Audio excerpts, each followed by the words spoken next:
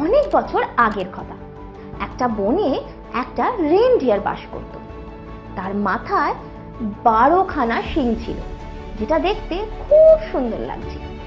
কিন্তু তার পাগুলো চিকন আর কুৎসিত ছিল, কিন্তু তার অনেক অহংকার ছিল। যখনই সে নদীতে জল খেতে যেত, নদীর পরিষ্কার জলে তার সুন্দর শিংগুলি দেখে সে খুবই খুশি হতো। কিন্তু যখন সে তার পায়ের দিকে তাকাতো, সেগুলি দেখে তার মন খারাপ হতো। সবসময় ভাবতো ভগবান তাকে খুব সুন্দর শিং দিয়েছে, কিন্তু তার পা খুবই কুৎসিত, এমন পায়ের কি আর ব্যবহার।